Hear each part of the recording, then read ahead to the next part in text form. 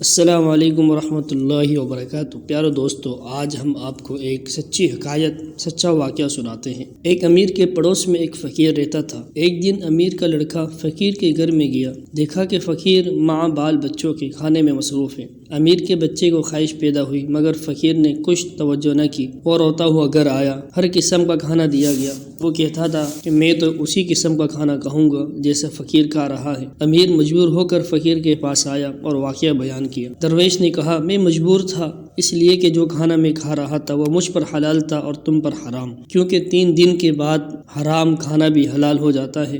امیر اس بات سے بہت متاثر ہوا اور جو کچھ اس کے پاس نقد خزانہ تھا اس میں سے نصف فقیر کو دے دیا، اور امیر رو دیا اور کہا، اگر خدا تعالیٰ نے قیامت کے دن مجھ سے باز پرس کی کہ تیری ہمسائیگی میں ایسی صورت تھی اور تو ہمسایہ کے حال سے بالکل بے خبر تھا، تو میں کیا جواب دوں گا؟ پیارے دوستو، اس واقعے سے ہمیں یہ سبق ملتا ہے کہ جہاں ہم رہتے ہیں، جہاں ہماری معاشرت ہے، تو ہم اپنے اڑوس پڑوس والے لوگوں کا خیال ضرور کریں۔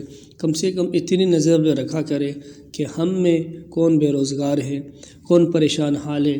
اگر ہم ان کی کچھ مدد نہ کر سکیں، کم سے کم ان سے دل جوئی تو کر سکتے ہیں، ان سے ملاقات کر کے ان کا حال تو لے سکتے ہیں، اور جب کوئی توفیق ہو ضرور ان کی مدد بھی تو کر سکتے ہیں۔ اور یہ پڑوسی کا حق ہے۔ نبی کریم صلی اللہ علیہ وسلم نے فرمایا کہ جبرائیل علیہ السلام میرے پاس پڑوسی کے حقوق لے کر اتنی دفعہ آئے کہ مجھے یہ گمان ہونے لگا کہیں ایسا نہ ہو کہ وراثت میں بھی پڑوسی کا حق نکل آئے۔